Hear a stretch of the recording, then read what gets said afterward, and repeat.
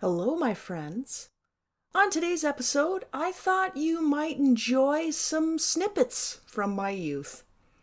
Some things that I've been thinking about, and to be honest, I think about kind of a lot. They kind of replay through my head pretty often. So without further ado, here are some fond memories. One day, very early in the school year as a brand new kindergartner, a few big kid boys surrounded me on the playground at recess. And they weren't very nice, and they were sneering at me, and started singing, "Kindergarten baby, wash yourself in gravy, wrap her up in bubble gum and send her to the Navy." And I felt horrified and afraid. But suddenly, my big brother was there and told them all to knock it off. One year in elementary school, my class was going on an adventure. We were going to travel to Toronto to go to the museum, and not just on the good old yellow school bus. We were going to go on a charter bus, which felt infinitely luxurious. My mother made me pack a plastic bag in my pocket just in case I got car sick. Was she psychic? On the way there, I remember the class being noisy and excited. I wasn't feeling so hot. No, not too good at all, and going downhill fast. I pulled out that bag and got it in the ready position. My friend, who was sitting next to me, said with alarm, "Are you going to be sick?" I nodded briefly and then started hurling. She leapt up and yelled, "Mrs. Teacher, Karen's sick!" After I finished throwing up, the bus driver pulled over onto the shoulder of the friggin' major highway, and I shakily walked out the door of the bus with my teacher and dumped my tied-off bag on the ground of that scroungy patch of grass right there on the shoulder of the highway, and left it there. And then we got back in the bus, got moving again, and eventually arrived at the museum. But I guess I had one more in me because I don't know. I think as our tour guide was greeting the class, I looked at my teacher and pointed at my face or my stomach, and I was quickly whisked just past the doors and into the public washroom, where I threw up again.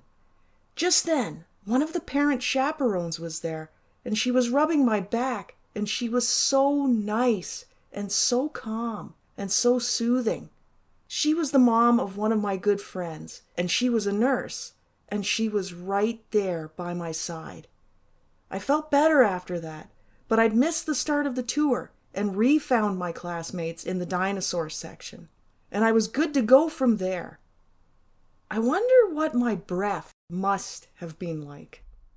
When we all stopped for lunch in the museum, our teacher was eating with us, and that was interesting because we never ate with the teacher. She always ate in the smoky smoked cigarette staff room at the school, and I got to see what a teacher ate for lunch. It was some weird grown-up sandwich and pickles on the side, and that was wild. One time we went on a class trip to the sugar bush in elementary school at the end of winter, and saw how they got maple syrup out of the trees. After the tour, we got to go to the little gift shop and buy something maple sugar related. One kid bought a small but decent-sized bottle of maple syrup and drank the whole thing on the bus ride back to school, and then he felt lousy. One time we went on a class trip to the local cereal factory. Sometimes you can still smell the wholesome baked smell of wheat cereal across town. At one part of the tour, we were allowed to sample some of the broken pieces of cereal. And one kid I knew went to town eating cereal and didn't feel too hot after. Said her stomach hurt. One day, for art in elementary school, we all made pinch pots out of clay. Just little bowls that we literally pinched and thumbed into shape with our fingers, and when they were formed, we scraped our initials into the base with a pencil, and the soft little pots were taken away to be fired in the kiln. We were all so impatient to get them back. When they finally came back, which was exciting, They were no longer soft, and we had a choice of 2 or 3 different colors of glaze to choose from to paint our little creations. Then they went back to the kiln to be fired again, and at last our wonderful, crummy little pots returned to us bright and shiny and transformed into magical little treasures, ready to take home. My little blue pinch pot sat proudly on the table at the side of the couch in the TV room. One day, one of my much older cousins was over for a visit. Everybody smoked back then, it seemed, like everybody.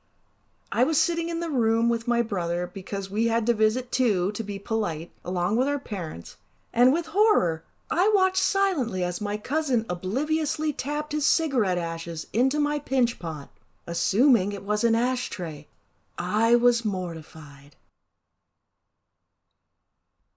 When my dad would take me ice skating, he would cinch up my laces tight, and if my ankle still drooped toward the rink, he'd cheerfully say I just needed my laces tightened up.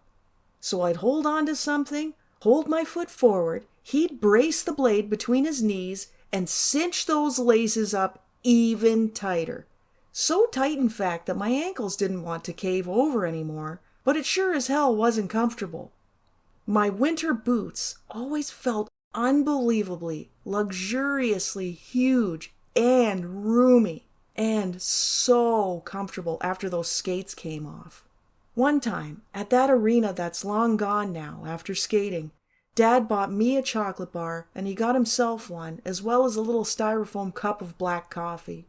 Dad let me have a sip and I thought that coffee tasted awful, but Dad said that a chocolate bar and black coffee were a great combo. The smell of a hockey arena is on the list of smells that have stuck with me forever. We had a small, kind of crappy indoor roller skating rink in town, not too far from my house. I went with a friend and it was exciting because we got dropped off by our parents and then we got to be on our own. We thought we'd buy ourselves a treat with some of our spending money, so we bought one of those large baked pretzels with the big salt crystals sprinkled over the top. That was the first time either of us had ever had a baked pretzel. We'd had plenty of the small crunchy kind that came out of the bag, but we were not used to the real deal, and neither of us liked it. Probably we expected something else, and that was the problem. We thought it was gross, but we didn't want to cause a scene, or have some grown-up get mad at us if they happened to see us toss it into the garbage. So we casually skated over to the lockers area, opened up one of the lockers, and hid the pretzel in there. Other than that, we had a great time. And I remember skating around to that ridiculous song that happened to be very popular at the time. The one that had the lyrics, "It's a not so bad, it's a nice a place, ah shut up a you face."